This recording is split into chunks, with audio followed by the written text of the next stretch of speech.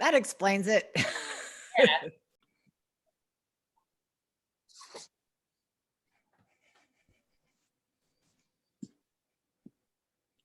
Hello, everyone. Good morning. I hope that, well, I don't know where you are in America. It's morning. It's morning right here in Southern California. But if you guys wanna, you can turn your videos on. You can leave them off if you want. It's whatever your comfort level is. If you want to start just really quick and tell us where you are and maybe your puppy's breed and how old they are, that would be a really great help for us. Just kind of getting a feel of what you guys need and how we can help you best. Yeah. So I'm Yo. I'm the owner of Canine Learning Academy, and Julie, who was just speaking, is our head trainer that is going to be going over this consultation and doing a deep dive on everything that's got to do with raising a well-mannered pup. So let's start with you, Andrea. Where are you from and how old is your dog? I'm Andrea, and my puppy is 16 weeks yesterday, and he's been home with us for 5 days now. I think I'm kind of in a puppy phase. Like, I have no idea what day it is. We know that. We know that. It's been a lot. We've never had a puppy before. I've had a dog before, and that dog stayed with us for 16 years. So we got that dog when he was already like 10 months old, maybe a year. So I forgot, kind of like childbirth. You just forget how terrible that is, right? So I don't remember how Jet was, but I don't think he was like this. So let's see. So 16 weeks old, he's a Boston Terrier, super, super cute. And he's actually in his crate now. I talked to Yo this morning, so he's in his crate. He's been in there for an hour and a half now, and he's finally quiet. He barked consistently for the first hour. I put on puppy music for him. He did not like the first music. I went in there, I saw him. You said he didn't like it. He didn't like it. He didn't like it. It was like baby music. And then I don't know. So then I put on a different music for him, and maybe he just tired himself out, but now he's quiet. So my question is, since he's been in for an hour and a half, that's the most he's ever been in. He's only made it to an hour before. Should I take him out now since he's quiet, or just continue this Zoom thing and let him sleep? Because he didn't sleep. I know he was barking the whole time. From the moment that he fell asleep, set that timer from that time. Perfect. Gotcha. Okay. So he'll have, okay, perfect. So he's asleep now. So I'm going to set it. I'm going to mute myself. Perfect. And Lindsay, can Thank you tell us where you are, your puppy's breed, and how old they are?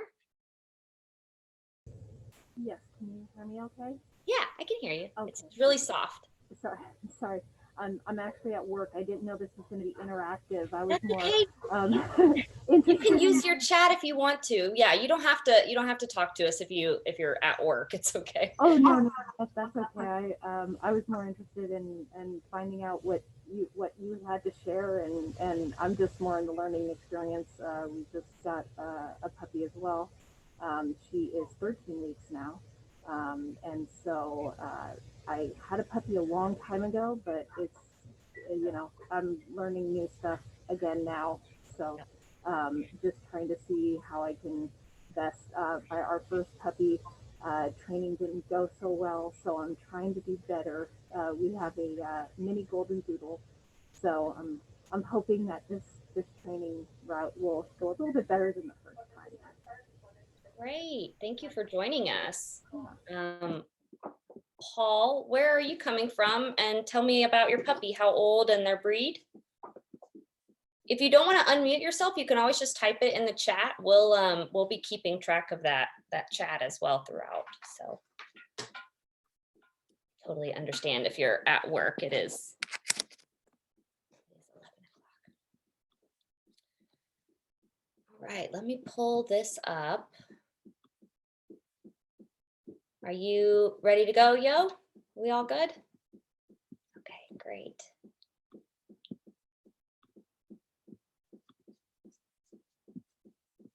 I don't know if you can hear my dog chugging water in the background. He is also a golden doodle who has hurt his elbow. So if you see him, he's in a cone. He's in a soft cone around me, But if you notice there's someone banging around, that would be my lovely Cooper. All right, can everyone see the presentation? Yes? Okay, cool.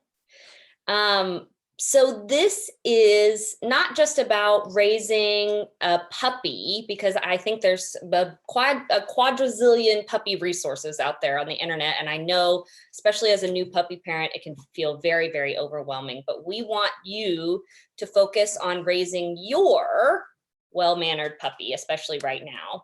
So my name is Julie Fryman. Hi, I'm the general manager and the head trainer of Canine Learning Academy. You saw Yo there for a second.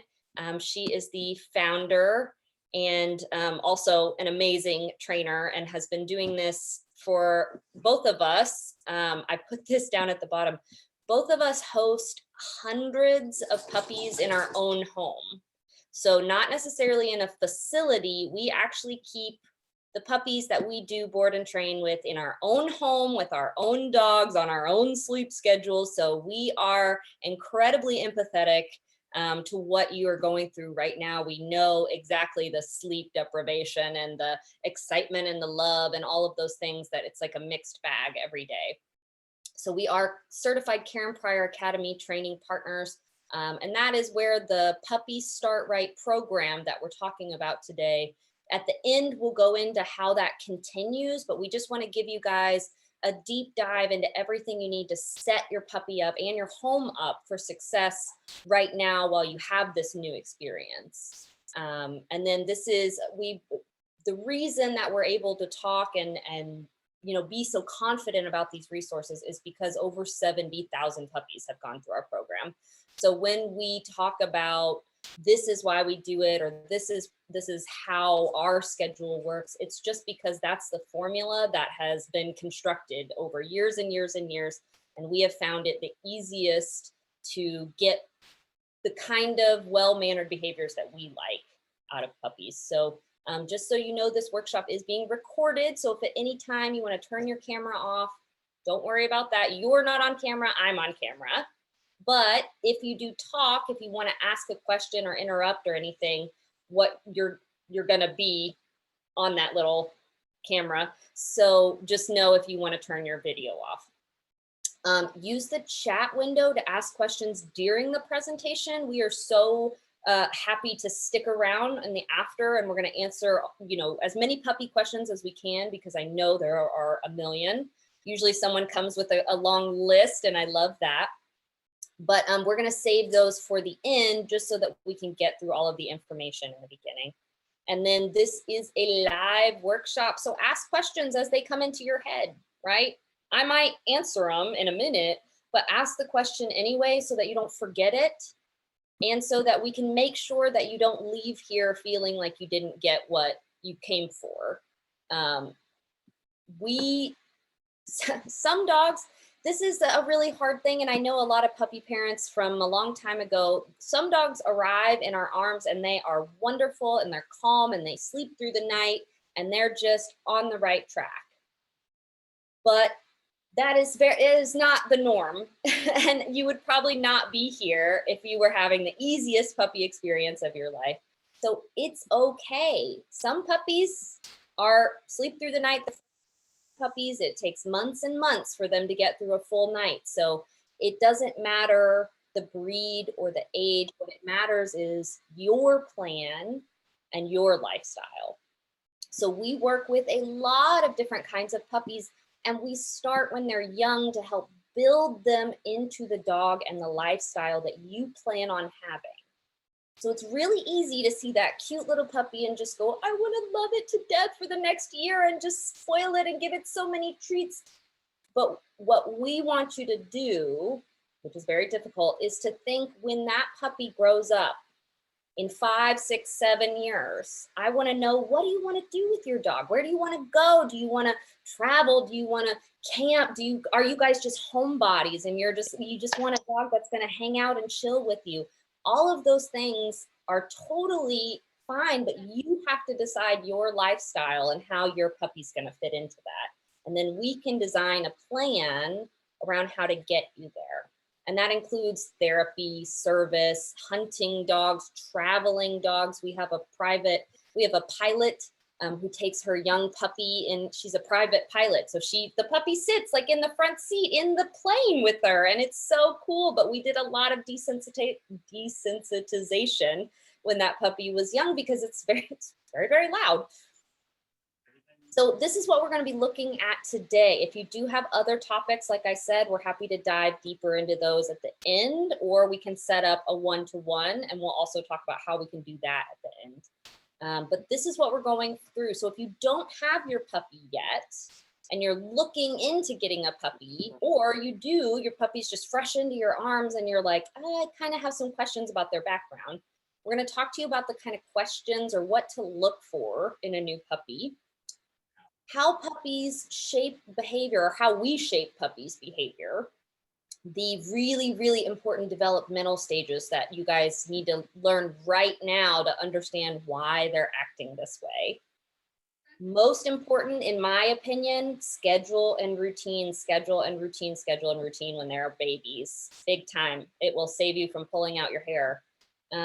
Mental and physical exercise. So it's not just running and playing all the time. There is some brain work we got to do with the babies.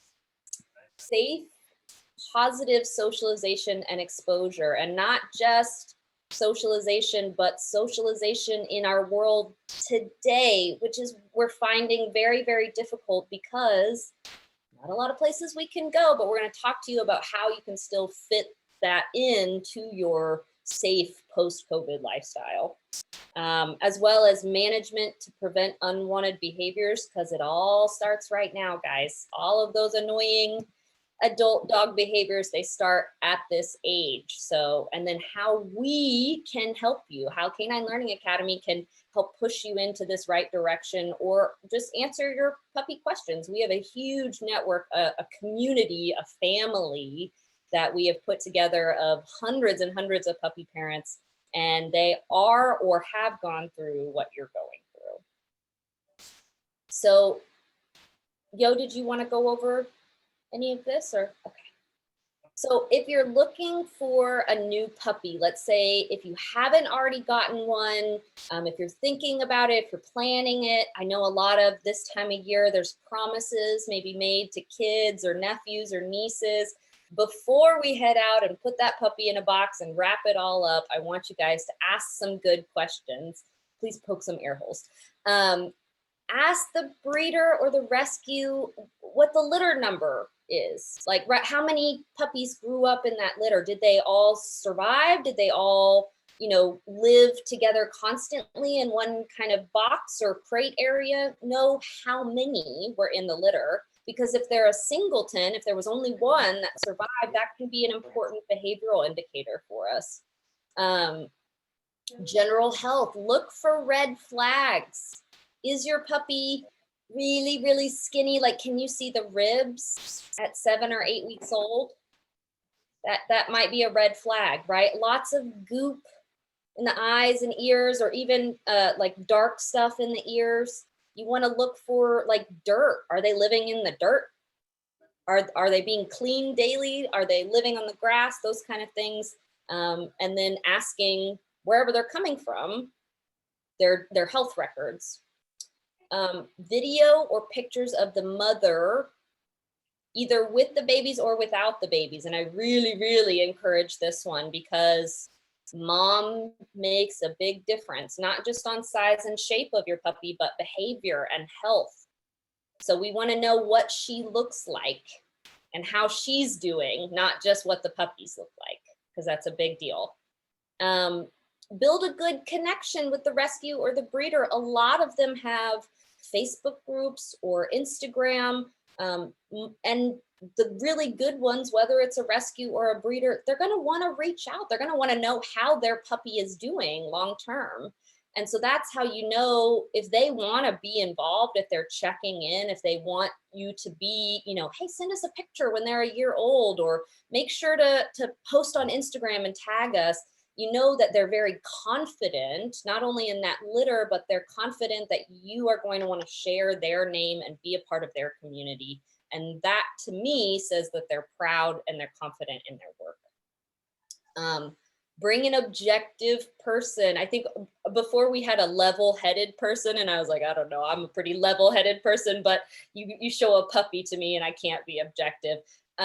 Objective person who can keep you on task. If you are going to go get a litter, or you're looking at them on the phone, or you're going to a shelter or a rescue, bring someone who's not there to get the puppy. Because I promise the moment you see those eyes or floppy ears or wrinkly skin, your heart's just gonna melt. So we really want to ask the right questions. We want to step out of it and kind of take the emotion and really think about what this is doing long term, how it fits into your life and your home. Ask or observe human and animal interactions. If they're coming from a breeder or shelter, sometimes you can watch them put the puppies in, you know, people's laps, or how kids have handled them. If family members have been there, volunteers, if they have their puppies at a shelter or a rescue, they can show you how the volunteers have interacted with them, as well as have they been introduced to any other animals. Some puppies grow up on farms. Some puppies grow up in houses with cats and rabbits and those kind of things. And if they interacted with those animals at a young age, that can be a really positive experience going forward. They may not be so shocked about seeing a horse later in life if they heard one when they were a baby. Videos and pictures of the litter to observe the environment. Like I said, where are they living? Where are they being kept?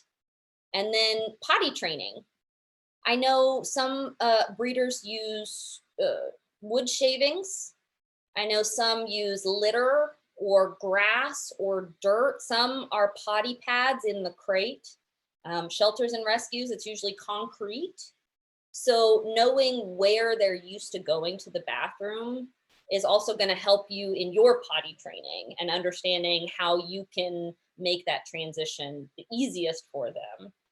And then how much early socialization? What have they heard, seen, done? Where have they been? And if the answer is nowhere and nothing, then I might take a pause and say, why have they been in a deep, dark room for so long, right? I want them to have heard something and been involved in the process. So when we talk about shaping dogs' behavior, I can't tell you how often I get on the call and people say, my puppy hates me, or my puppy's angry with me. And I'll say, no, they're not. They're just a puppy. They're a baby.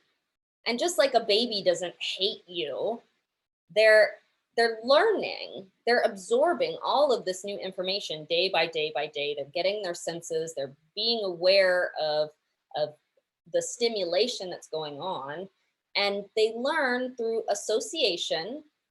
So this is where we talk about positive and negative association when we take them places. That's the emotion. And then consequence. This is when they just try stuff, right? They're just jumping to see what'll happen. They're just barking to see what'll happen. That's how they learn, is they just try stuff. And so because of that, our dogs don't live in the gray area like we do.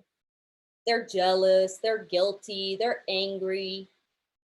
You know, they do feel emotions, but it's not a one-to-one with our human emotions. So especially when they're babies, they're seeing the world as safe or dangerous. Things work or they don't work. They're not doing it to be malicious or guilty or sneaky or mean. They're doing it because it worked. They got away with it, or it didn't work, so now they're going to try something new. Or when they're scared or they're nervous, it's not that they don't like that person, it's that they maybe don't feel safe. And that's why they're acting that way.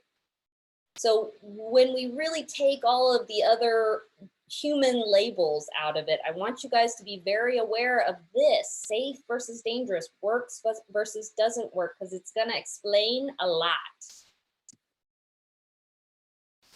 These are your puppy or dog development stages. Now, where you guys are, several of you are, is in this juvenile stage, and I'll get into that in just a second. But the most important that I want you to really, really know about is this socialization period. And this is the most critical period of development. But socialization doesn't always mean exactly what you think it means. So this period between 3 and 12, 16, if you have a larger puppy, 16 weeks, because they grow a little more slowly, is gonna be the time when your dog absorbs and creates their world. They're just little sponges up until this point. And once we get past that point, we're sort of kind of working backwards. We're working around what they have really decided and if they think it's safe or not safe.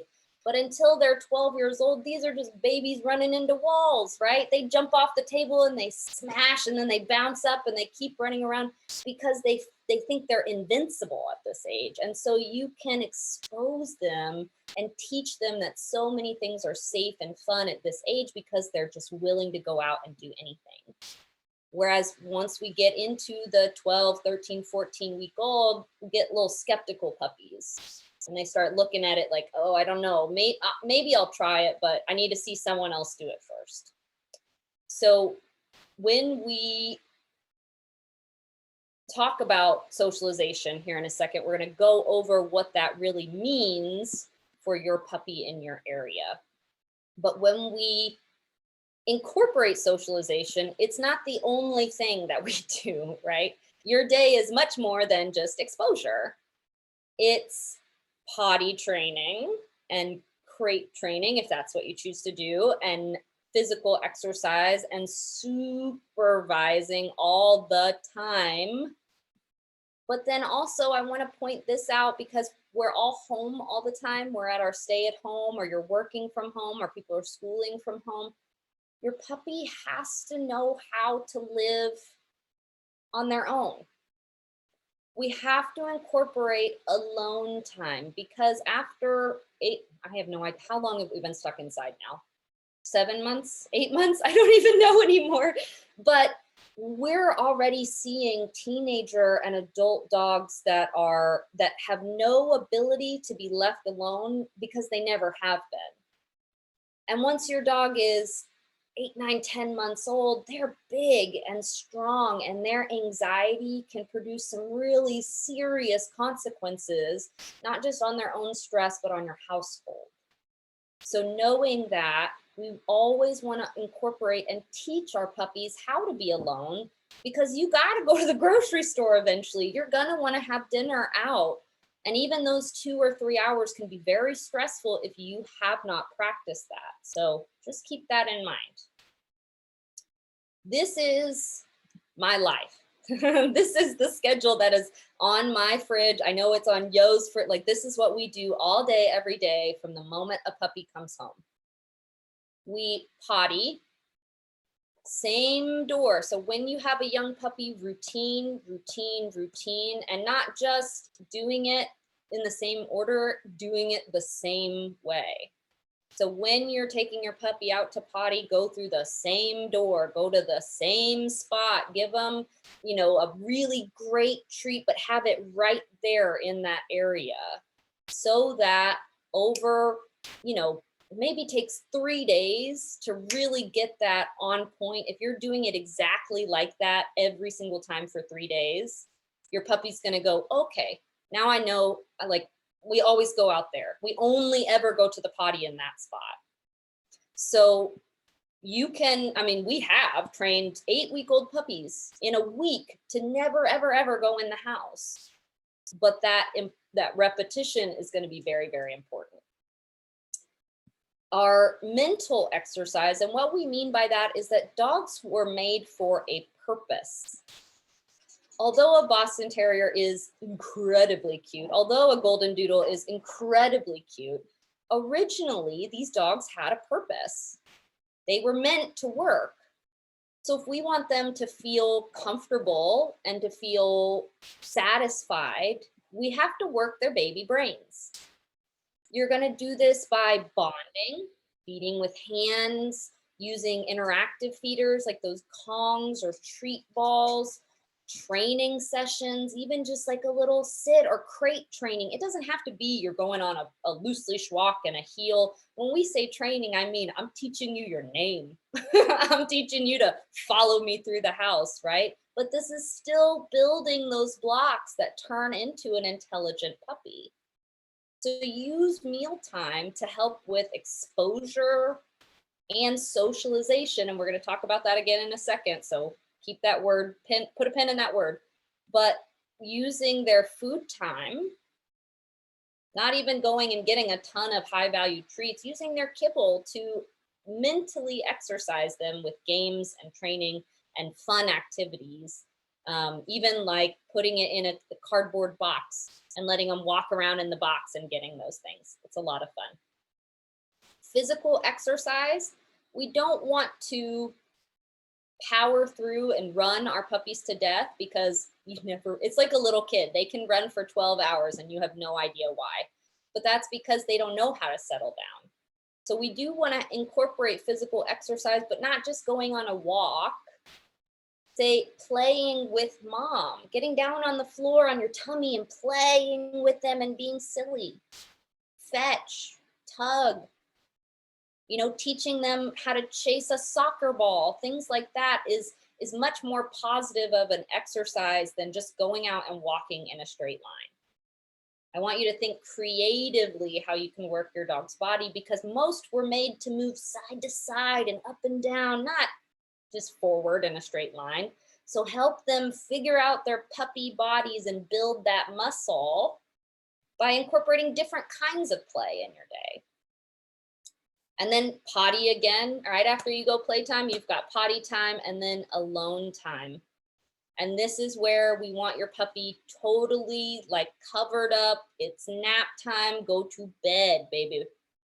Because this is also when you're gonna go and do your laundry or cook a meal, or you don't have to have your eyes on them for 5 seconds. So what we do is crate training, because we have found it's the easiest and fastest way to potty train and to house train, meaning chewing on the right kind of things. We can always talk about your setup and your plans, but right now we're talking about our formula, and that includes crate training. So we always leave them with something to do or something to chew. Something to do would be an interactive feeder, right? Like a frozen Kong, or like a ball that they can kind of roll around for a second and get distracted. And then once they play for a second, they're gonna lay down like a little baby and crash because it's dark and quiet. Or something to chew, a puppy safe chew that you can leave alone with them, that they're not gonna break and swallow. Repeat 3 to 4 times daily, and this just depends on the size, the breed, and your schedule as well, right? Don't design your work around their schedule. Try to design their schedule around your work, because there's no perfect amount of time, but you do have to do this long term. So just making sure that you can keep it up. And then this very last part right here, which should just be like the only thing on this slide, is tether and supervise your puppy when they are awake and not in their pen and crate. I can't tell you how often puppies meet me at the front door when I go to people's places, and I think, oh my gosh, that puppy's gonna run out the front door, or they're gonna jump on everyone because they're so used to just rushing that front door. So if your puppy is awake and not in their pen or crate, they need to be directly under your supervision. And sometimes that means putting them on leash, even in the house. You don't have to pull them around everywhere, but just put them on the leash so they can't wander off, because the second they wander off, they're either gonna eat something or potty on something. And then you've broken your cycle, and it's gonna take you another 3 days to get back on track. So here we go. Here's this magical word, socialization. Positive socialization and exposure does not necessarily mean going up and meeting every single person and touching every single object. Socialization and exposure just involves introducing your puppy. And just like now, to introduce yourself, you don't have to shake someone's hand. You can be 6 feet away and say, hi, my name is Julie. And that is a perfectly respectable and positive introduction. And we want to give our puppies that space as well, because they're not always going to want to be held by everyone or pet by everyone. And if you don't want a dog that is always around other people and seeking affection and those kind of things, you want to teach your puppy to have a neutral or a calm association with those things, instead of here, pet my puppy, here, pet my puppy, here, hold the puppy, which is what we used to do. And now we have dogs that are like, I have to go and meet every single person on leash, which is my dog. So it's okay to stand back while you socialize, to see and hear and smell and all of those things that have nothing to do with being right up on it. Lack of socialization during that socialization period, which is the 3 to 12 or 16 weeks, can lead to a higher chance of behavioral issues. And what we mean by that is barking and jumping and reactivity when you see dogs lunging and growling on leash, resource guarding, separation anxiety. Puppies who don't have a lot of experience with a lot of things tend to be very rigid. They're not flexible or adaptable. And so when we change our routine or we move houses, or even we're all stuck at home, those dogs don't handle those stresses very well, and they typically act out in a way that's annoying to humans. So carefully and thoughtfully expanding your experiences, making sure it's viewed by your dog as positive. Just because you're smiling and the person is smiling doesn't mean that the puppy is having a positive experience. If your puppy's not taking food, or they're backing up, or they're really like their eyes are getting really, really big, you may be pushing them too far. And we're going to talk about some of those stress signals. I think we have an example of them in a slide, but making sure that you're paying attention to your dog. You're not just taking them places to take them places, because all socialization is not good socialization. During 3 to 16 weeks, like we said, that's the socialization period. They're building a blueprint for the world that they're going into. So my dog travels all the time with me, and she's around people constantly and dogs constantly. So that was my focus when she was a puppy, was we got to be cool around dogs, we got to be cool in public, we got to be cool in the car, right?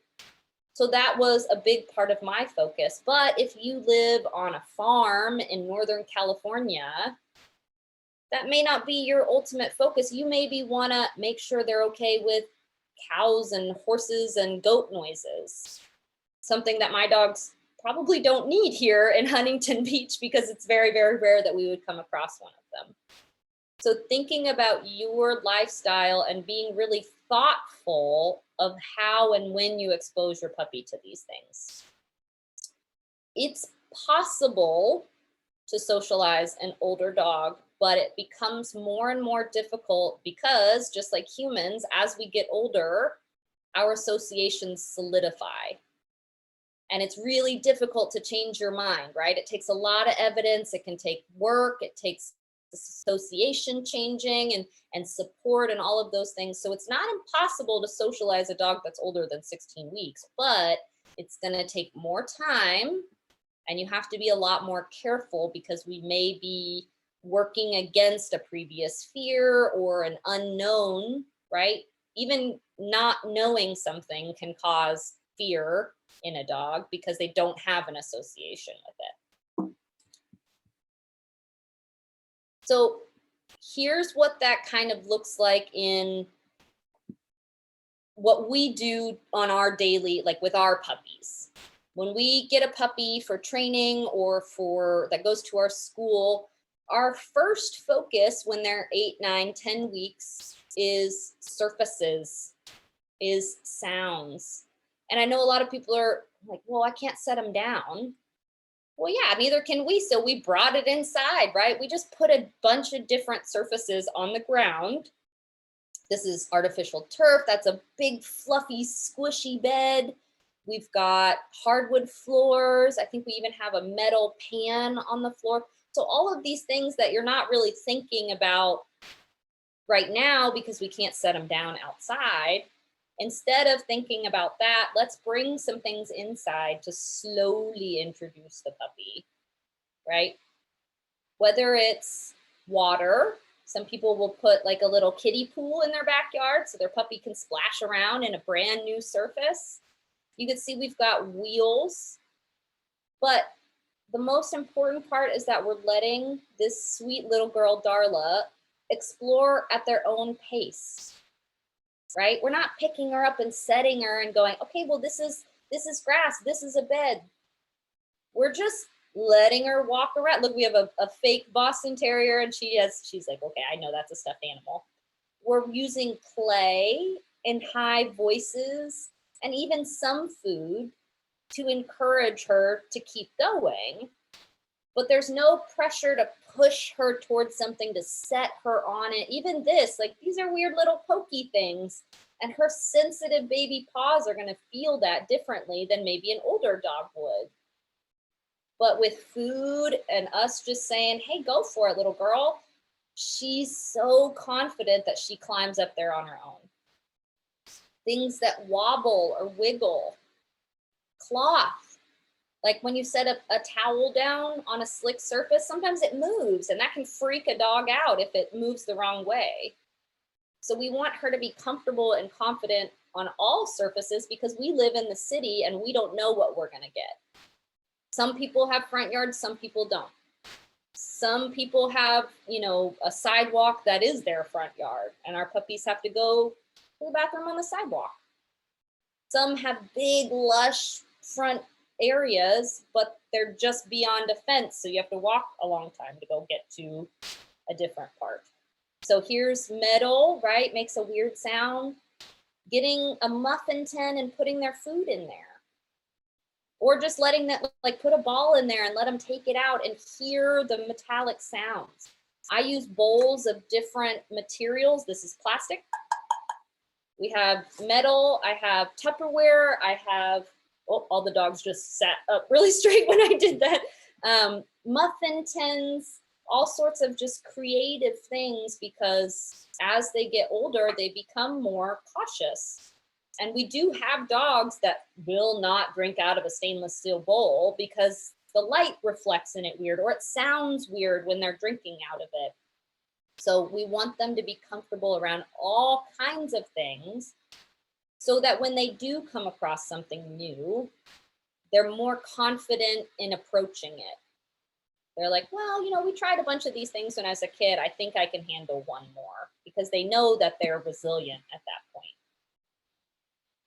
This feels like a lot. And upon first viewing it, it is a lot. When we get a puppy at 7, 8, 9 weeks, or even after that, for our board and train, this is my job. I have maybe a week or two to get through all of this list of exposure and socialization. But just remember, that doesn't mean they have to touch everything. So for things like, I don't have babies or toddlers in my house or around me and my family. So I would use maybe the sound on YouTube or a commercial or a TV show that had a lot of babies in it so that they could get used to the sound and the squeals and the high pitched things that really trigger dogs, right? They're like, oh, that's a new one. Men of all ages and sizes just going out in the parking lot and watch guys with beards, with big hats. I have my 2 neighbors are the nicest guys in the world, but they're covered head to toe in tattoos. And I love to walk the puppies up to them because they get so sweet and they're so gentle. But that way, when that puppy sees someone that looks like that, who may be very intimidating later in life, they have a reference point of, that's just a person. It's not a scary monster that looks different from me. It's just a person. And especially because most animal care jobs are women, from breeders to vet techs to trainers to to a lot of different animal care jobs, exposure to kind men is important. You don't have to hand your puppy over to them, but seeing all different sizes and shapes, because men also have big booming voices, right? And they tower over the puppies, and that can be really intimidating. Wheelchairs and canes, because the metallic sound can sometimes be really intimidating or shake the ground when they move. So showing them, letting them hear it, letting them see it. People in costumes, we have a really fun one in our Puppy Start Right program where we dress up. This year it fell like right on Halloween, which was perfect. So we got all of the costumes, and you dress up in front of your puppy, and then you go in the back and you change and you dress up again, just to show them. Some people wear masks, some people have uniforms, right? The guys who collect your garbage look very different than the guys who deliver the mail, but they both have on funny clothes, a costume, if you will, and we want our puppy to recognize that and to be okay around that. Especially because when Halloween comes, you have monsters and full-blown, people in footy pajamas, and that is a lot for a young puppy. Public events we can't really go to right now, but you can stand on the outside of things. You can take them to a coffee shop and let them hear and smell the coffee and the sounds. You can go and look at a baseball field at the risers, the benches on the side. You can go to a pond and a lake, and sometimes that just means carrying your puppy around. I know if they're not fully vaccinated, I don't want you to set them on the ground. And I know that your vet has terrified you by saying, don't ever, ever set them down on the ground before they're 4 months. So grab a backpack, grab a tote bag, carry them in your arms, get a wagon. I've seen those guys in New York that like strap the huskies to their back. So I know that you could carry your 5 or 6 pound puppy around in a green belt for a little while. And watch them.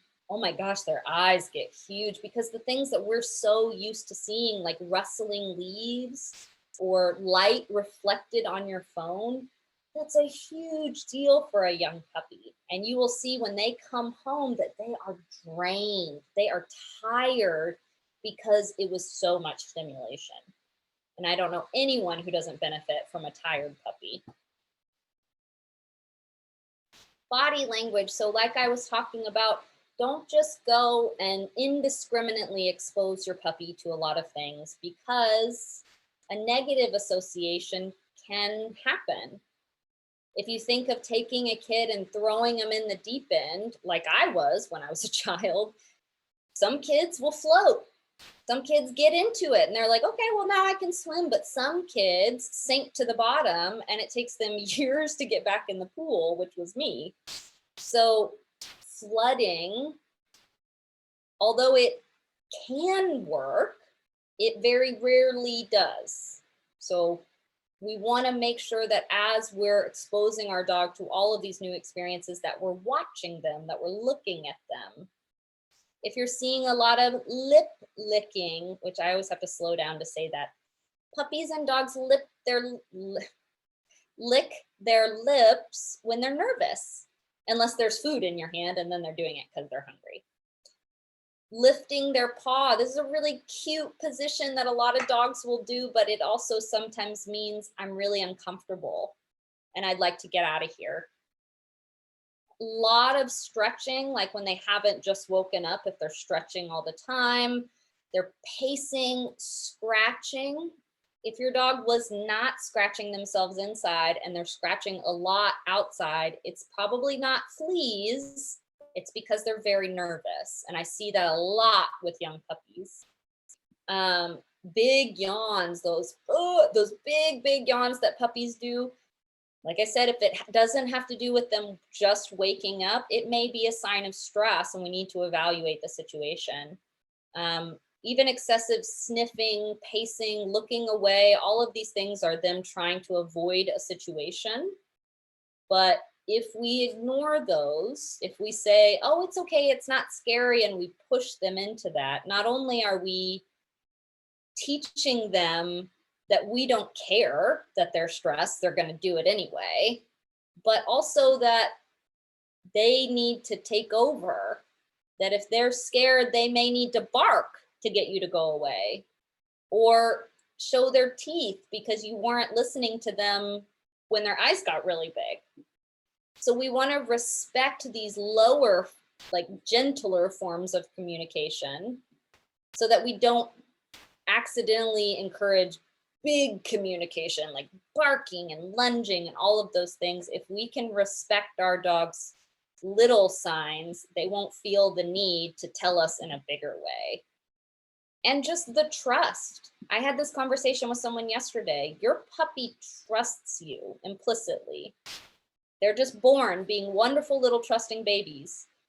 But if you're not listening to them, if you're not taking the time to bond and learn their body language and how they play, if you go straight into my way or the highway, you're going to have a really difficult puppy experience because they're going to fight you every step of the way. And just like little kids, puppies are individuals. It doesn't matter the breed. They're all going to act, even the litter will all act very differently as they move through these development stages. So knowing your puppy and learning how to communicate with them is very important. Management and problem prevention. So you don't even have to turn your camera on, but raise your hand wherever you are if you're dealing with potty accidents or jumping or barking or pulling on the leash or chewing up your stuff. That's everyone. That's every puppy everywhere. So don't feel like you're doing something wrong, you're missing something. No, you're just a puppy parent, and puppies are trying and doing everything and they're making mistakes and you're going to make mistakes, but how we can help calm everything down. You're not going to fix it right away. When these problems are happening, you're not going to fix it right then. So what we need to do is prevent them from practicing whatever they're doing, and then we can teach them something else. Julie, will you go into separation, distress, just a little bit deeper dive into that? We did have a question about it. So just go into what it is at this age as if you have a dog that's a puppy. Yeah, so that's a really great question because at this age, a lot of people wonder if it is separation distress or if it's just puppy barking. So at this age, puppies are under 16 weeks. They don't formally have the diagnosis, but we are sometimes moving in that direction if we're encouraging it. So one, teaching the puppy how to be alone. What separation distress looks like as they get older is the dog who cannot settle down in the house unless they know where everyone is. Or you can't go to the bathroom without the dog pawing at the door because they have to be in there with you. Leaving the house and them screaming because they can't see you. These are the things. We even had a dog jump out a second-story window this year because her mom went out for an hour. So it escalates up to a really serious level, but we can help prevent it and manage it at this young level so that we can teach them to deal with that stress. As we get older, as you know, as humans know, it's harder and harder to deal with stress as you get older. So if we can teach them when they're young to handle being alone, to handle, entertaining themselves, that can really help. So the ways that we can help do that is by setting up a great puppy space, by not coming and going in a really exciting way. Don't go, it's okay, baby, I'll be right back. Don't worry about it. Because if the worst part of their day is you leaving, or the best part is you coming back, they're always stressed out on the other end. So comings and goings, we're very calm. We have to teach them how to be by themselves, whether in an X-pen or in a crate. We have to make sure they understand how to problem solve, like do an interactive feeder, like find a chew that they feel comfortable with. And then setting them up for success by practicing when you don't need it. Don't wait until you have to go to the grocery store for 2 hours to put them in that crate. Do it every day. Do it every single day, multiple times during the day. Because otherwise, you're trying to throw them into the championship game and they don't know how to play. So doing it 10 minutes, 15 minutes, 30 minutes when they're young, several times during the day means that they don't associate you being gone with them being jailed. It's just like a baby. They're just going to go take a nap. Just because you're in your room doesn't mean you're in trouble. It just means you're going to go hang out in your room for a while. So hopefully that helps. When we talk about management and prevention, these are what we mean. So management using crates, X-pens, tethering, meaning tying the leash to yourself in the house to keep your puppy close.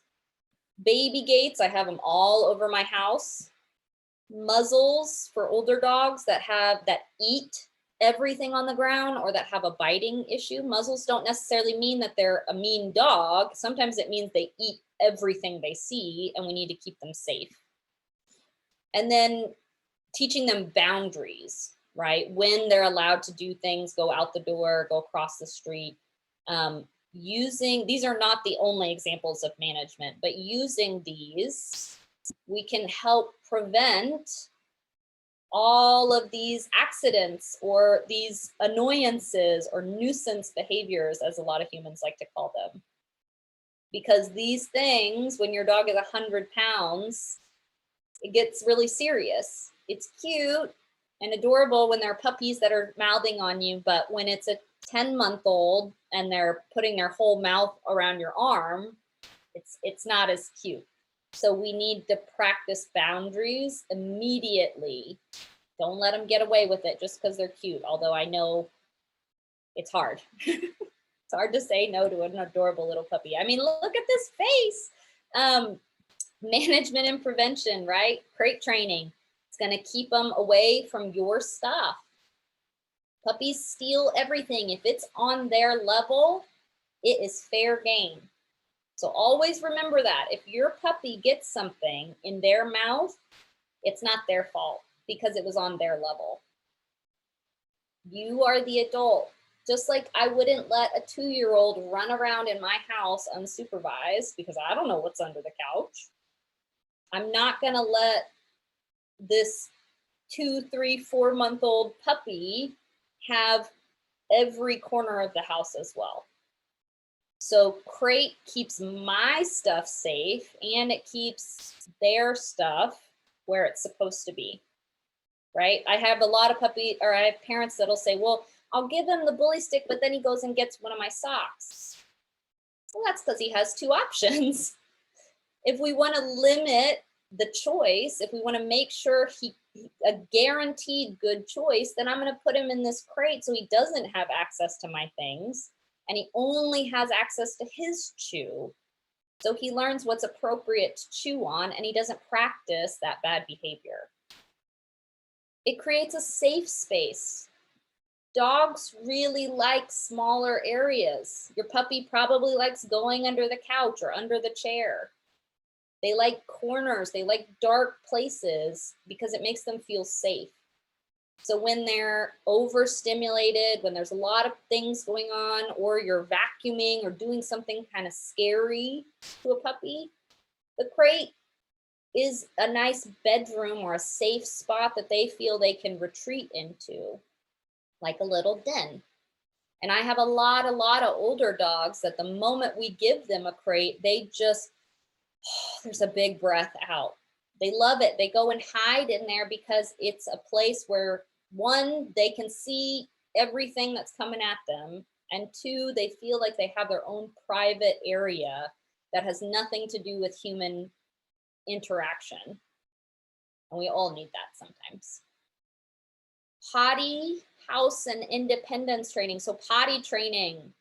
Puppies don't like to go in their crate because they have to sleep in there. And a lot of them, we have them eat in there. So understanding that potty training is super fast when you've got a crate, whereas other times you really, really have to supervise that puppy all the time.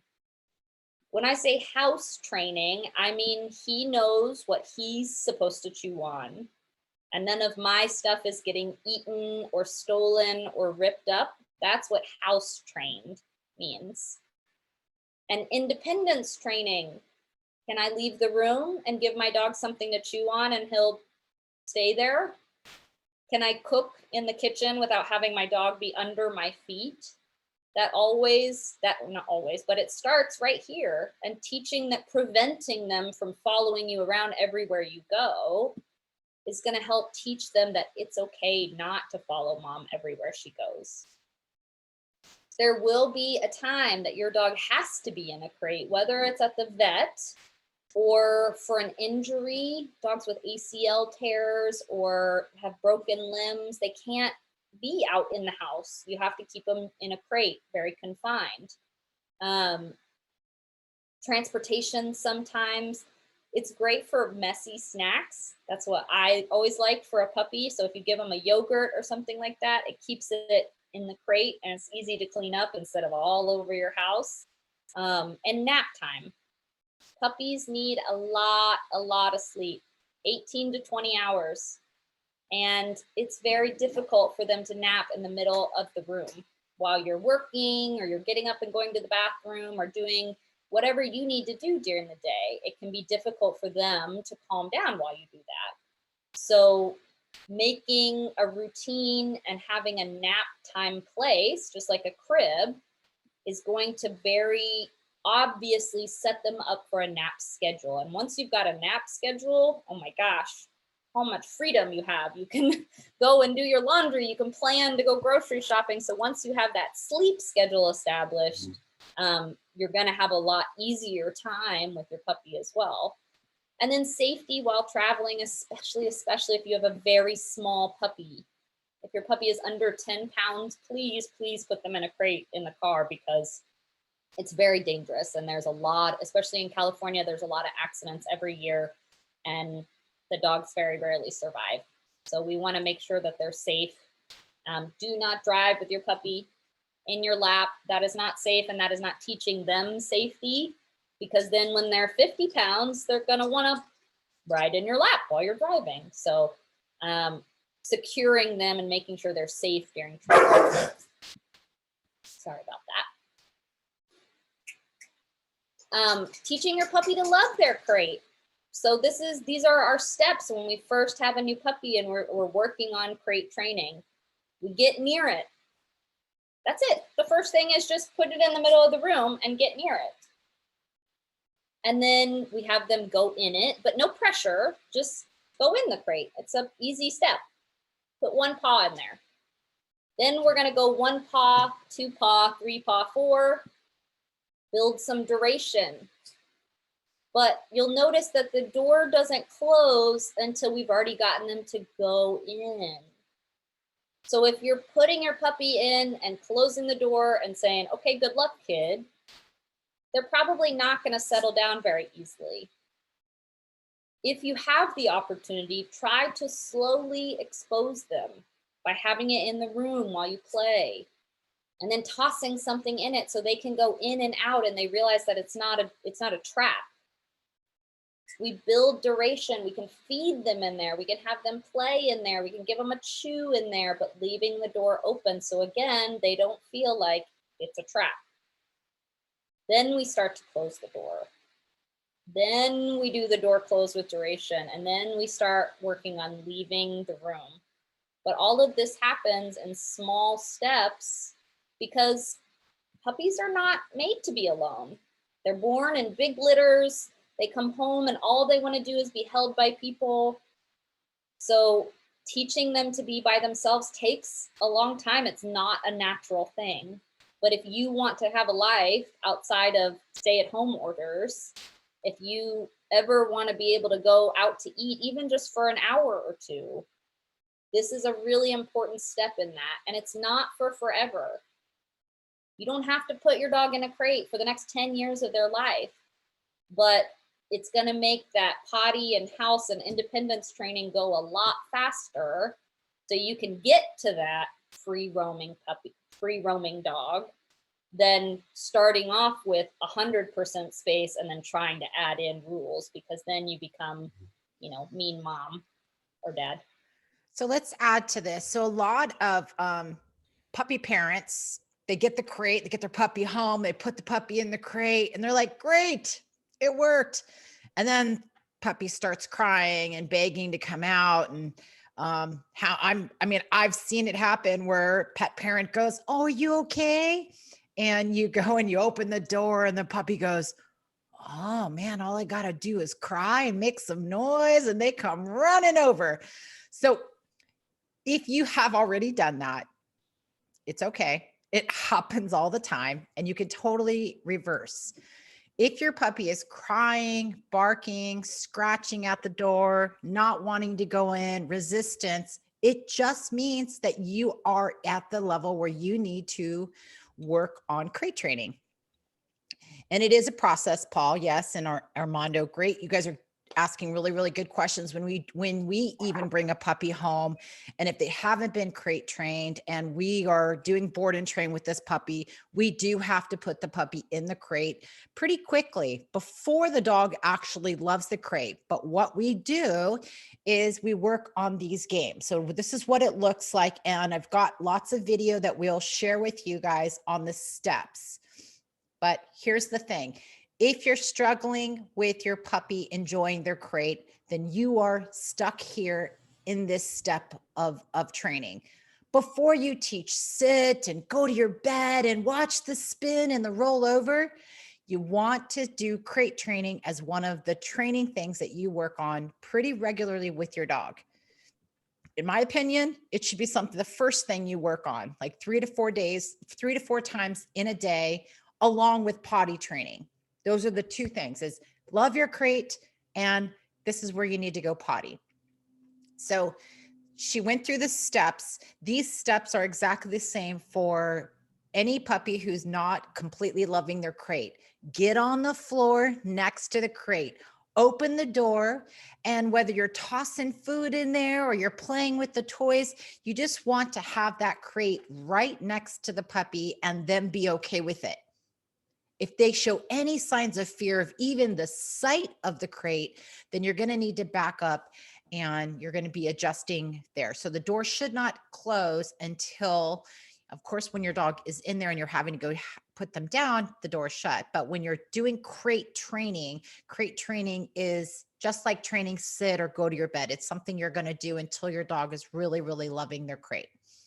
So we're going to send you guys a video after this consult, and it's going to go through the 8 steps, and it talks about staying in this stage, wherever that is, until your dog has passed that stage, and then you move on to the next stage.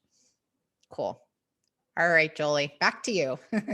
Oh, I just love this picture. It makes me so happy because just even at like 9 or 10 weeks, we'll have puppies run into their crate and just sit there and look like, hey, I'm being really good. And isn't that a much nicer way to get mom and dad's attention than barking, than stealing your underwear, than we've had dogs go from just, I hate my crate, to just running in and staring at mom and dad like, look, I'm showing you that I'm doing a really good job. Here's the thing is that if you go through the steps of teaching your puppy that the crate is an amazing place to be, what changes is you can yell out from the moment you walk in from the patio or wherever they've gone potty, you can say, go to your house or crate, and your puppy will go flying in there, spin around, lay down, and be like, all right, I did it. What do I get? So that is the connection. That is what you want to associate with the word crate and the action you want your dog to do. They're expecting a treat, guys. Let's be real. They're expecting a treat, but they're enjoying going in there, and they know that they've put together that the rewards happen when they go in there.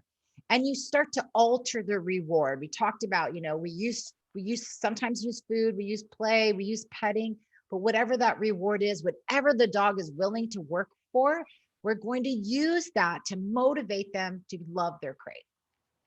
Absolutely. Yeah. And especially when you have more than one dog, you can see here, or kids, even I would say up to probably 10, 11, 12, it is amazing to involve the kids. I love working with kids and puppies and training them to work with the puppies, but it is dangerous and things go wrong, and kids are going to react wrong and puppies are going to react wrong, and it's not their fault. So we really need to have some safety measures and to know that it doesn't look like it does in the movies, guys. Does not at all. We do have a couple parents that do have children. So talk a little bit more about the steps it takes before you can remove management. And then if you can address wired crate versus plastic versus the canvas crates, that would be amazing. Okay, yeah. So I don't forget, I'll go into that one first. Canvas crates are great for traveling if you have a small puppy. The problem with a puppy that's like a boxer or a jumping dog, like a Boston Terrier, is that if it's not against a solid surface, it's like a tent. They'll just like throw it over themselves.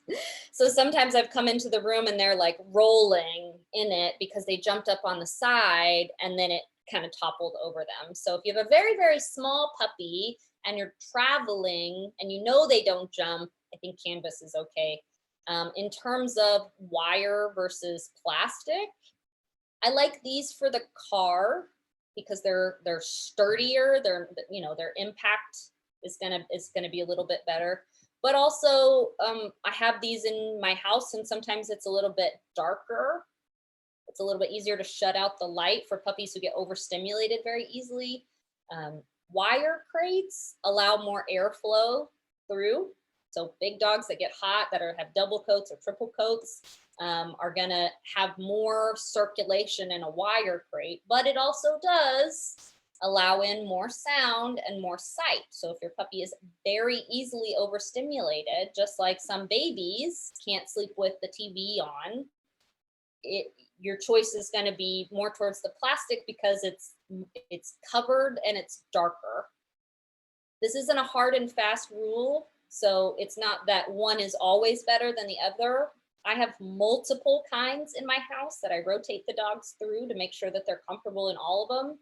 But it really is up to your household and the size that you can fit.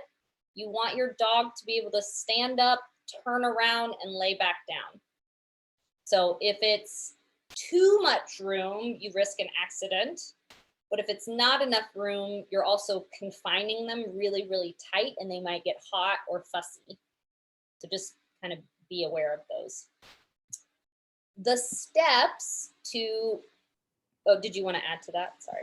One more thing is that the plastic crate is a little more durable sometimes. So that's why we do the single molded plastic crate, one that you can look up if you're looking for a very high industrial crate when your dog is grown up and no longer a puppy. What's the name of the one that we use, Julie?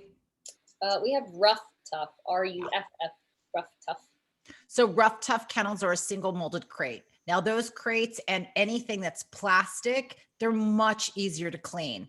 So if your puppy has an accident, right, it's going to be a lot easier to just grab the hose and clean it versus a wired crate is a little harder to clean. If they just have like a potty accident, there's a tray that you can pull out.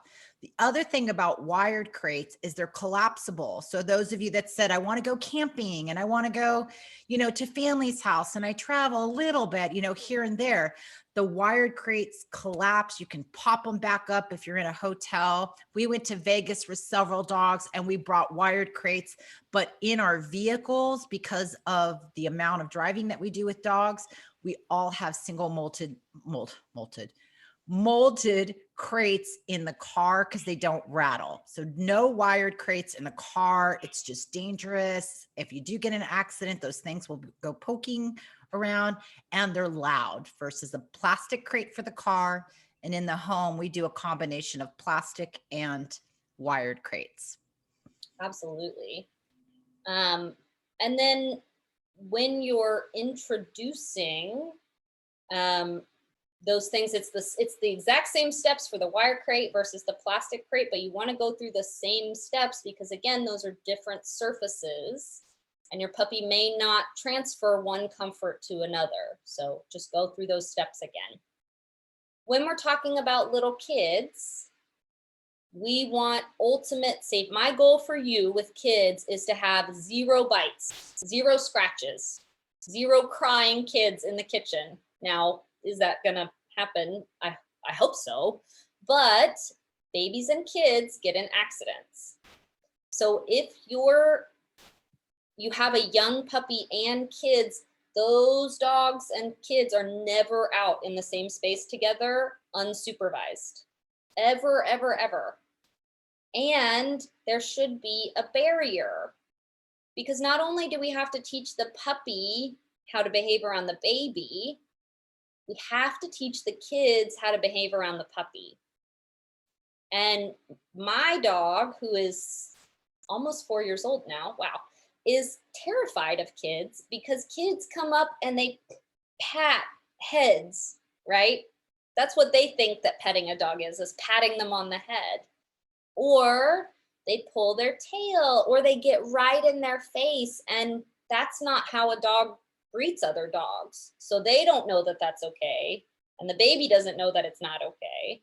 So you're more likely to end up with those, I mean, they have razor sharp teeth and their tiny little baby claws.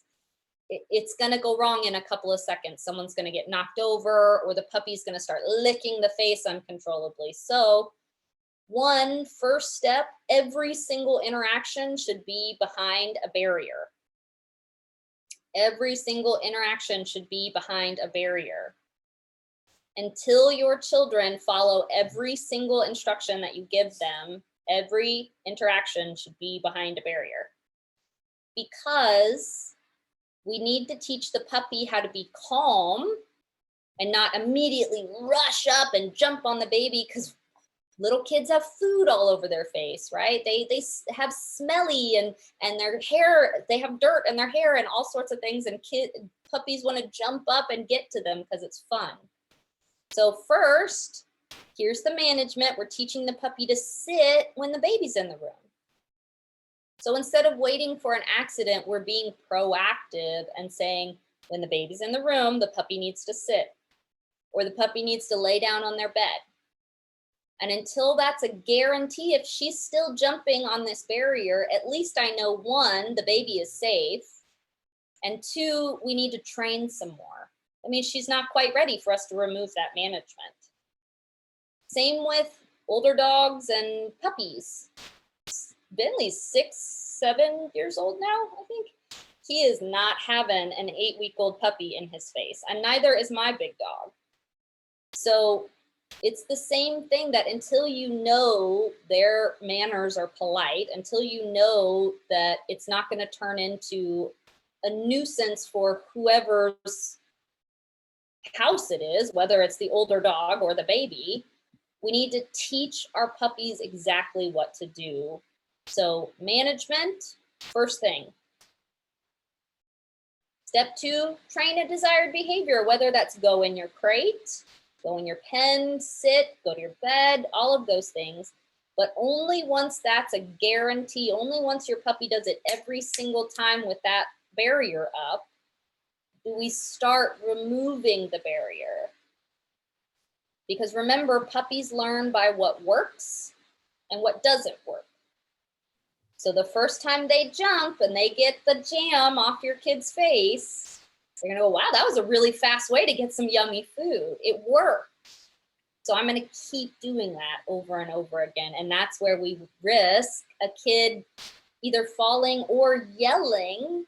And then your puppy goes, oh man, now it's even more fun because I have a squeaky toy. And kids have high-pitched voices and they're gonna run away. And then you're the parent going, now there's chaos.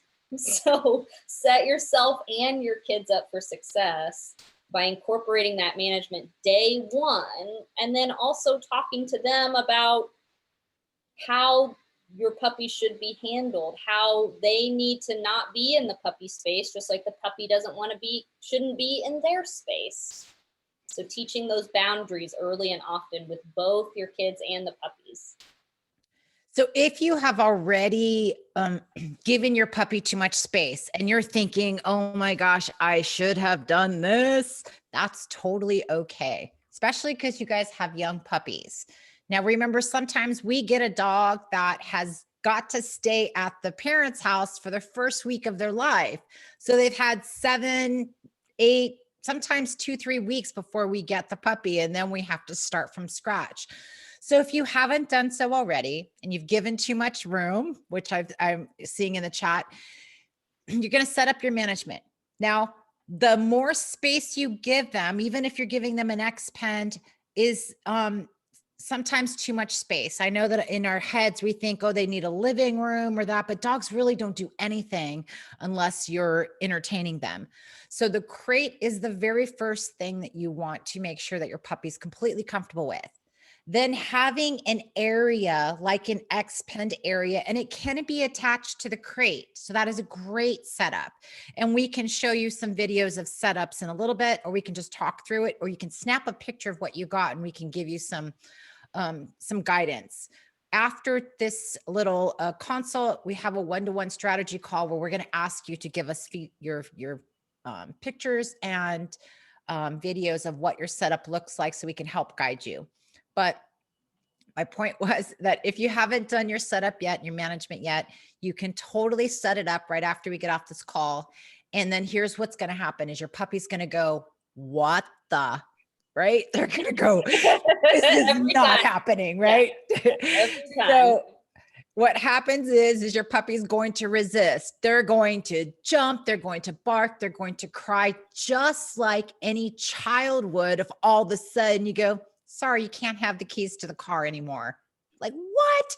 So your puppy's going to do all of these signs of this isn't cool. What you don't want to do as a pet parent is go, okay, you can have it back, So you just want to keep the management there. Sometimes it only takes like 1 or 2 hours. Sometimes it's going to be 2 or 3 days, but it does get better. Anytime you set those management tools back into place, puppy might resist for a little bit, and then they go, okay, this is just the way it is. So they will understand, and it's not the worst thing in the world. And making sure that everyone is on the same page. So if you have multiple people in your house, making sure that everyone is on the same page. Because if they cry and dad goes and gets them, but mom doesn't, they're going to be very confused.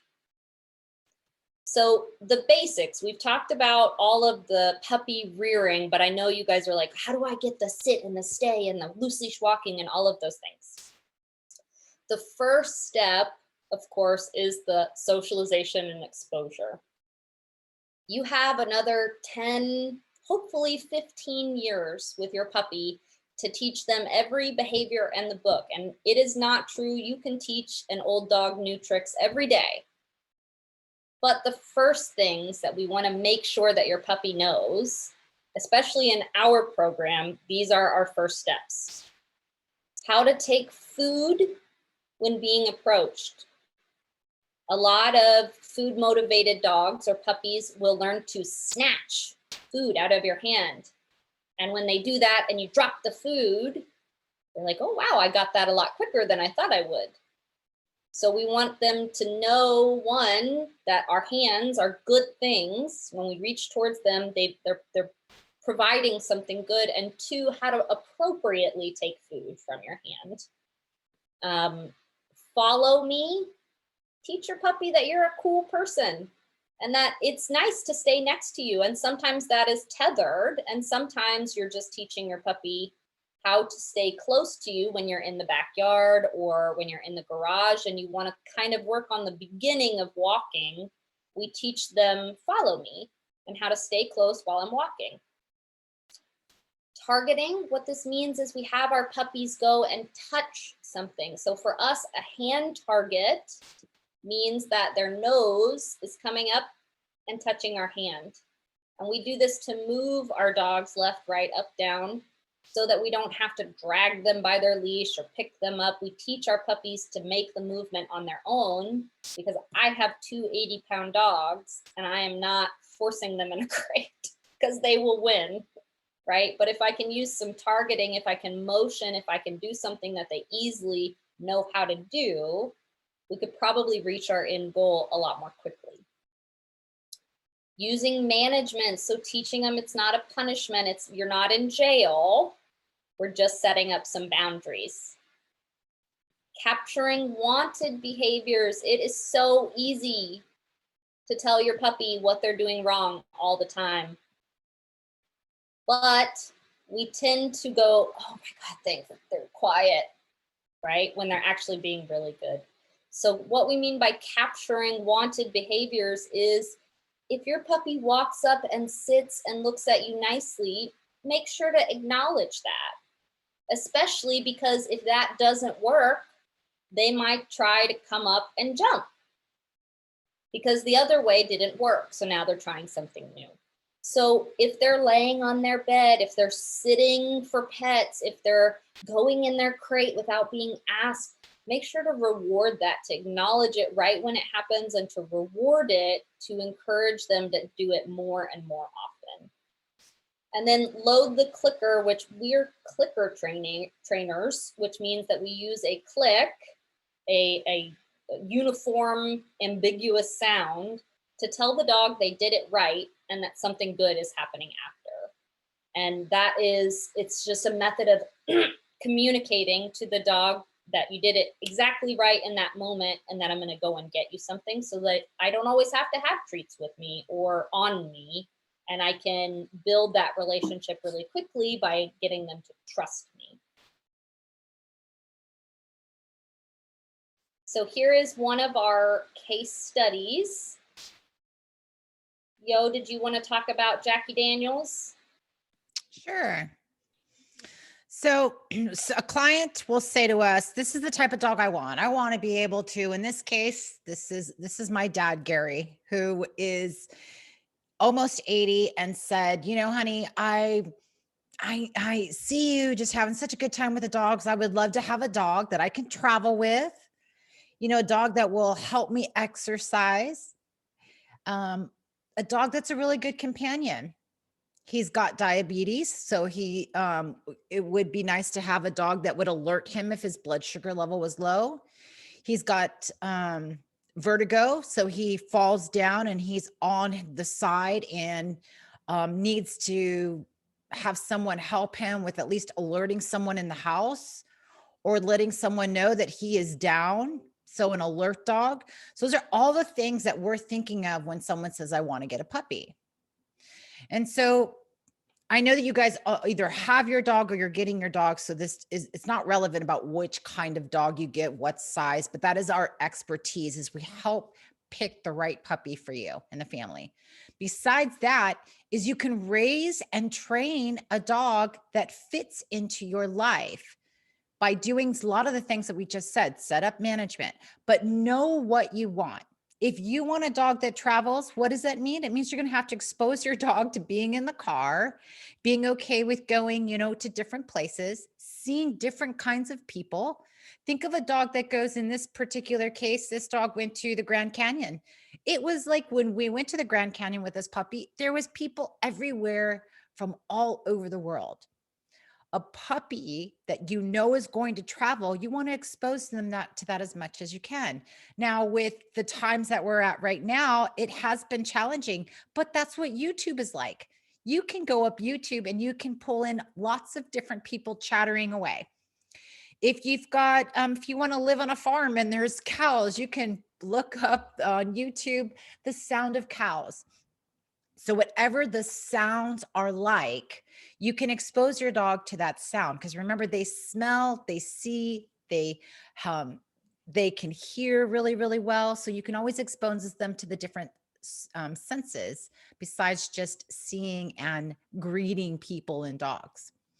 So if you put together a structured plan, those of you, I know that I think it's, let's see, I think most of you, sure. Anyways, depending on what you do as a profession, pretty much anyone's job, you know what you're going to do, you know how to do it, and then you go and you execute it, you put up a plan. Same thing with raising a puppy. It can't just be a spur of the moment, well, let's try this. You really want to have a plan. So create some structure, put in your management, and then when it comes to training, you know, the sit and the go-to, all those things are going to happen anyways. The most important thing is socialization and exposure in a proper way where your dog goes, oh, pretty cool, it's safe. Not where they're overwhelmed and then they have to like step in and go, I'm going to bark because you're not listening.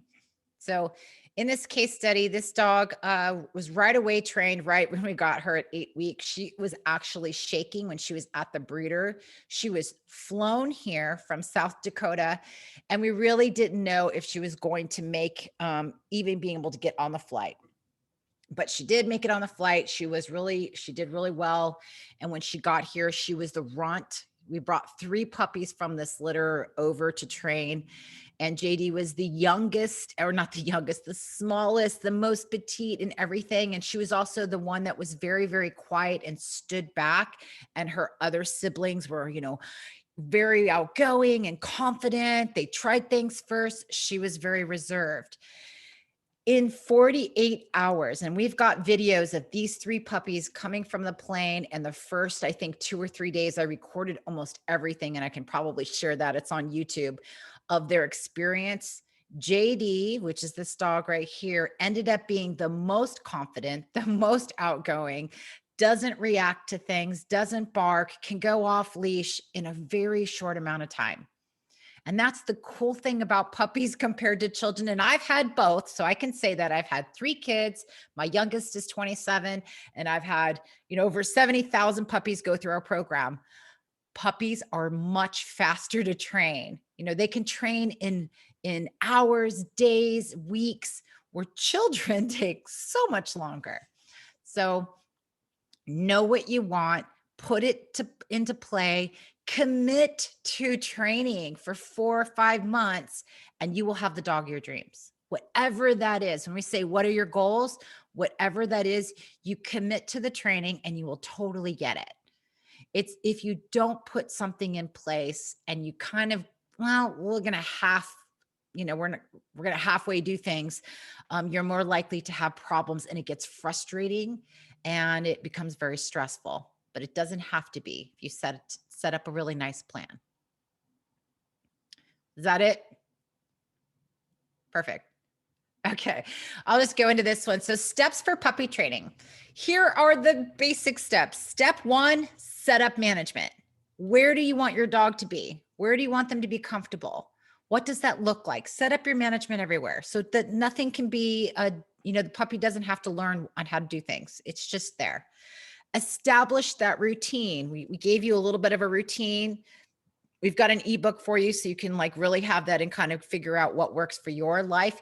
Remember when Julie said, fit the schedule that works for you. Pretend like you're working all day and you got to go to the store. You shouldn't stop your life and become a full-time pet parent. You don't need to. You just go back to, you just have some kind of routine. Step 3, before you can say, hey, Delilah, come here, and have her run away from her other friends and come say hi to you and lick your face. You have to build a bond and you have to create a lot of trust. Puppies don't learn to just listen to you and understand what you're saying. You have to start by bonding and building trust, which means hand feeding, being patient, watching body language, creating structure. And then step 4 is that you're going to take reinforcements, petting, greetings, food, play, opportunities. You're going to take that. Those are what we call motivators or rewards. And that's what you're going to use to teach all of the behavior, which is the vocabulary. If you were to go right now, get on a plane and go to another country that you've never been to that speaks a totally different language, you would want to have some structure on how to learn the language. You need to learn the language in order to communicate, unless you can, do something like that. Same with our pups. They're watching you. And even if you don't do anything, they understand and they are trying to learn your language. If you grab your keys, they know where you're going. For me, in the morning, if I put deodorant on, my dog knows that I'm about to leave the room and literally gets out of his bed and stands by the door. So they're watching every single thing that you do and they're learning the language, even if you don't mean to teach them.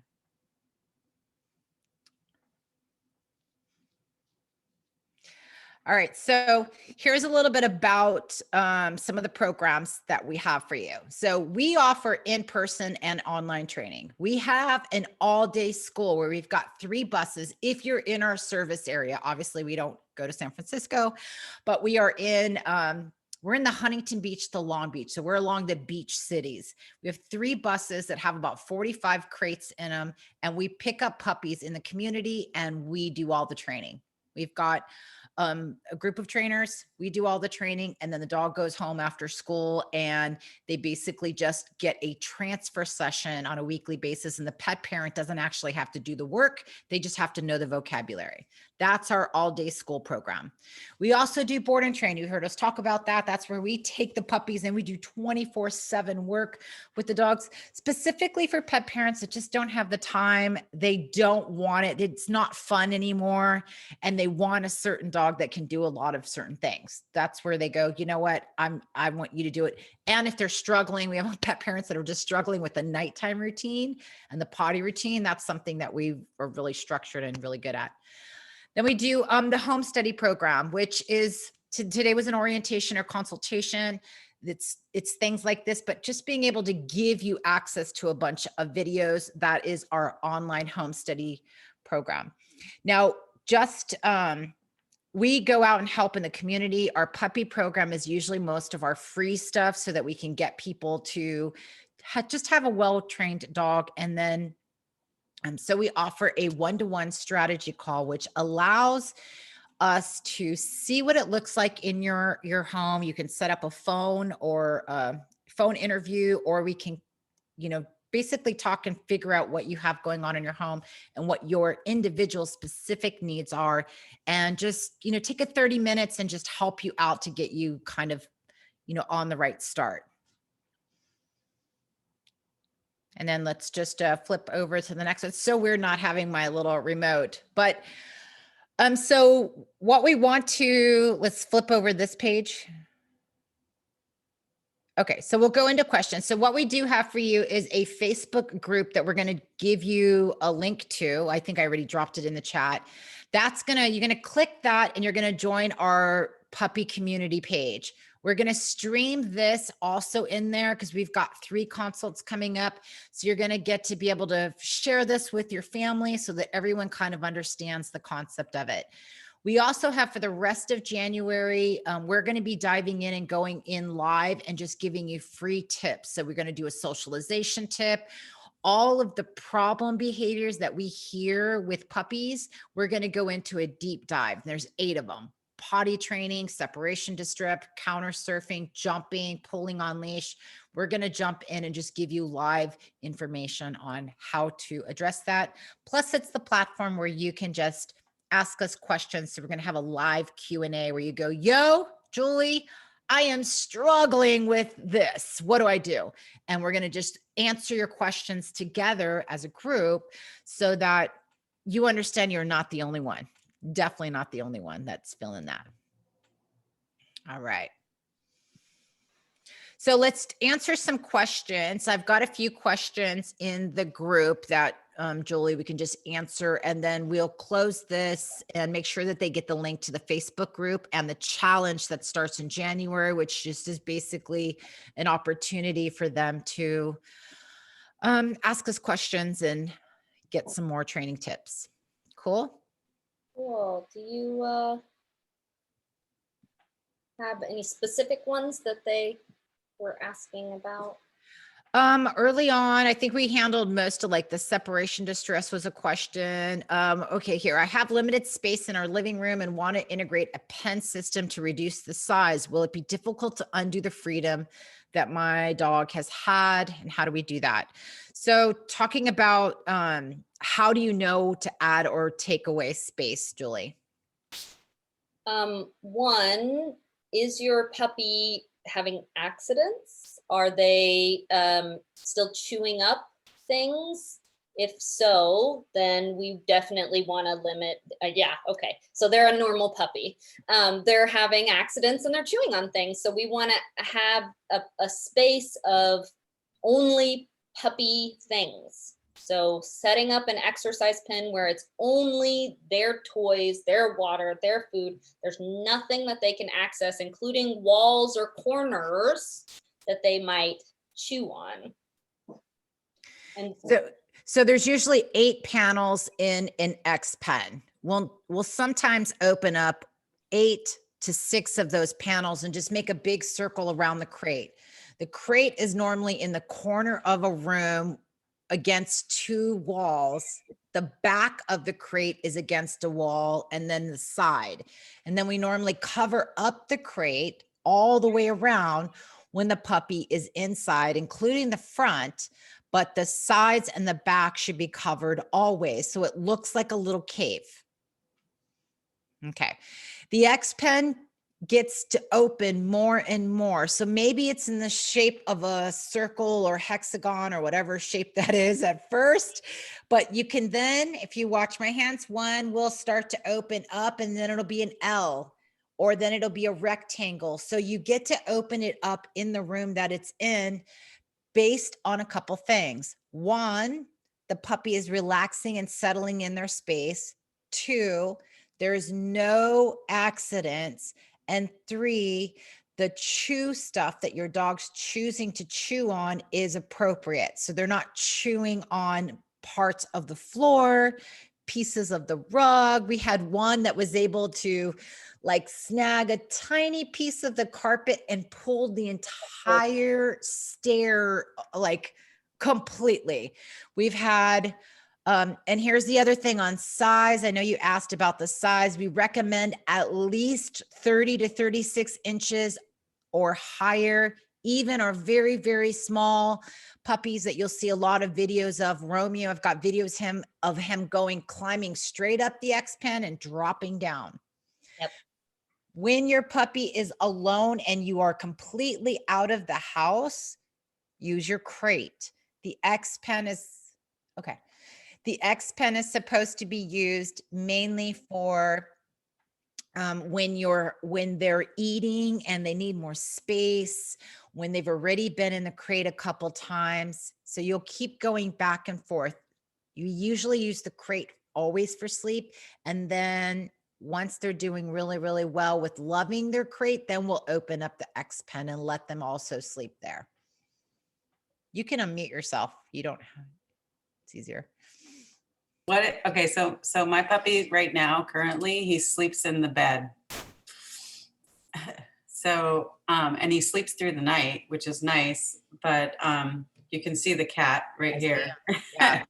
and they're playing really nicely together for the most part, right? So sometimes he gets a little aggressive or whatever, the cat does. And so the puppy yelps. So I'm worried about him snagging his eye or, scratching him. But the puppy, I asked the breeder, and he said the puppy's used to just playing with 4 other dogs. So I don't know, like if I put Julius, that's our cat, if I put him in my room, he's going to scratch at the door because he's used to. It's not the cat that needs to change. It's the puppy that needs to be limited on the space. So the cat is telling your puppy, I don't want you to be that close to me. And your puppy is not quite understanding. So you've got to set up, just like 2 kids, you've got to set up management. Go, okay, guys, you're in your own rooms until you guys can behave, right? So your puppy is not understanding what the cat wants. They don't speak the same language. They don't know each other. So if there's a barrier like an X pen, now the cat, if the cat wants, might get a little closer to the X pen, but he doesn't have to deal with it. So a pet parent, you're in charge of going, I got you, honey. You're talking to your cat, I got you. I'll put the puppy in the little area. And if your cat wants to get to know your puppy, then she's going to go over there. Okay.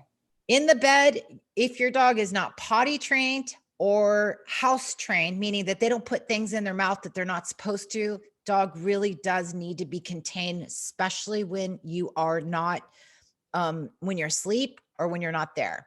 I have had a dog that was a 6 months old lab, put things in the mouth, and the dad, I said, you know, the dog slept in the crate, and at the 6 month old, he's all, how about now? Can we take the dog out now? And I said, well, you just earlier said that he was chewing on the corner of the couch, like while you're watching TV. So what does that say? That says that your dog, even though you're right there, is still doesn't understand what they're allowed to chew on or not allowed to. So he did it anyways. And he opened up the crate and tried to pin it off so that the dog would only get a small space right by the bed. And the dog got onto the medicine cabinet or the counter where he kept his medication, and he died that night. Mm. So puppies don't know. If they think if they can access it, they're going to put it in their mouth. Now, once your dog doesn't do that, then you can open up more space. Like your cat. Your cat knows not to put medicine in her mouth, right? Yes. Right. Okay. So you're going to have lots. I want you to think about this for a second. You've got a puppy that's got a probably king or queen size bed. And now you're like, sorry, you're going to be sleeping in that little box. Like you're going to get some resistance. And just know that it's totally up to you. There is no right or wrong. Okay. This is just, we're trainers and we do this with high number of reps, and we want to, you know, we want to give the client their best like solution. So if they want they have these goals, this is the fastest way for us to get there. But Okay. we're not emotionally involved with the puppy. We don't, you know, I love animals. I love dogs, but I want to get results. So I'm not going to be emotionally responsible with like how I feel about if the dog is crying or not. I know that that's just the way that they're trying to communicate. Okay. So when he is sleeping in the bed, though, he sleeps in the bed, which I have mixed feelings about, because like, I know he slept in my bed and I don't sleep very well. And I have a kink in my neck now because I've like tried to like compensate for the dog being there. So, but when he does sleep in the bed, he doesn't get out of the bed. Like this morning, he woke up and he just stays on the bed and he waits for me to come get him and take him outside to go potty. And So, that's only because he can't yet. right. That's what I thought too. Yeah. It doesn't mean he won't. It means he can't. Okay. And there's a high. difference. Soon Yeah. as he knows he can jump off the bed, he's going to jump off the bed. Okay. Okay. And now you've got a much bigger problem. So what I would say to you is, here's what I would do if I was you. If you were struggling, you don't look like you're struggling. I most of the time get pet parents that just, you know, are crying.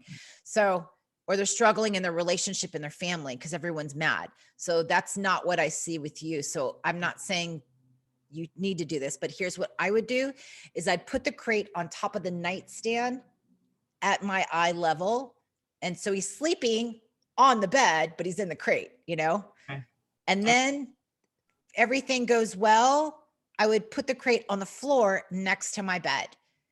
Everything goes well, I'd move it 6 feet and I'd continue to move it to where I want it, but I would do it in increments of every night, adjusting so that we can slowly get the dog where we want. Okay. All right. I have one more question. Sorry. I live in an apartment, so I have an upstairs unit and I have a downstairs unit, and we have pretty good soundproofing. And I'm really like worried about my neighbors downstairs, like at 11 o'clock at night when the puppy is like barking like crazy because he is resisting going into the crate or sleeping in the crate because he's been used to sleeping in the bed. I have a lot of like anxiety about what my neighbors are going to say. So I would go and adjust. I'm the same way. I live in, you know, I live right in the smack city, but I usually used to live in the high rise buildings and I had neighbors all over. Okay. So go and knock on your neighbor's door and go, I got a puppy. Here's some cookies. Like just give me like 48 hours. I'm going to figure this out. Okay. Thank you. Number one. Number two is put the crate right next to you, even if you've got your fingers in the crate. The dog doesn't know whether they're in a crate or they're on. They don't understand what's really going on. So just keep the front part open, put your head right there, puppies right on the nightstand in the crate, and stick your fingers right in there. Okay. And Okay. that's how I sleep. I will sleep first night. My face is right next to the puppy's face, but they're in the crate and I gradually move it away. Okay. And I hardly ever get resistance, but I do cover.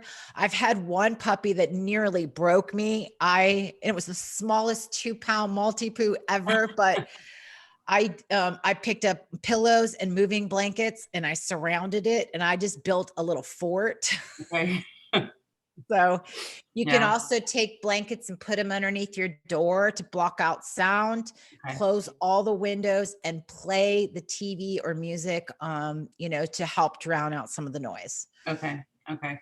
And then I feel like maybe my daughter might be sad that he's not sleeping in the bed with her, right? So I feel like that's another thing. She's 15 and he's been kind of in the bed with her and doing different things. And so I'm just a little worried that she's going to feel bad that he's, that we're going to move to this way to have him sleep as opposed to having him sleep in the bed. It doesn't have to be always. Okay. Try it in a crate Okay. on the bed. Just put the puppy in the crate, but put the crate on the bed. Okay. Start with that. And Okay. so there's nothing that's changed except that the dog is being confined right there. And that will be really helpful. And if worst case scenario, you do the crate stuff during the day Mhm. and at night you just take you take the puppy out of the crate and you put him on your bed. Like, Okay. it's okay. Okay. All right. That's good. I have a wire crate right now. So when you guys come over, when Julie comes over for the consultation, she can see I have the wire crate. I still have the receipt, so I could definitely take that crate back. I also have a crate for him that we take, for the vet, like transport for him. And I think that crate is a good size. Our puppy's this big, you know what I mean? He's small. He would fit in that little cat crate pretty easily. And that would be easily like set on the bed or, something like that. I can't take that big wire crate and like set it on the bed. He's not gonna, that's not gonna Has the puppy been in the crate at all? Yeah. Okay. Yeah, he likes it. I mean, doesn't like it, but he did like go into the crate when I've been doing like inside, go lay down, inside, go lay down, and then just reinforcing with food, inside, go lay down, inside. And he's been doing it. Like I said, I have an autism background, so it's kind of the same kind of thing. So inside, go lay down. And so he was in the crate today for 2.5 hours. Perfect. Good. So you're going to want to do another crate training session where you are sitting down right by the crate, open up things and just throw things in, doors open, the door never shuts. It's just having fun next to the crate. Okay. And you probably really quickly will have a dog that loves their crate. And you may be able to use that crate that's in the living room for sleeping as well. It may not be what you want, but for the safety of your puppy and to just quickly get your dog acclimated and trained, I would just take a couple extra steps and get your puppy be okay. Now, if there's a lot of resistance, then maybe the night you have a different routine. Okay. That's fine. Okay. All right. Yeah. I don't know how that part, I just feel bad. I didn't have my kids in cribs. I always kept my kids slept in the bed with me and I nursed my kids until they were like 3. So I'm like that attachment parenting person. So it was just always hard for me to like, here, put the baby. And my kids never went in cribs ever, and there's not a set way to do it, especially if you're a very light sleeper. You can tell if your dog is off the bed. You just got to set those, they're different. Puppies are different than kids. When puppy is just is able to jump off, it's like having a teenager with access to your keys and no rules. Right. So that's what a puppy is. They grow up way faster than kids do. Okay. All right. Good. Thank you so much. You're welcome. All right, I'll talk to you later. Okay. All right. Bye-bye. Thanks. Bye.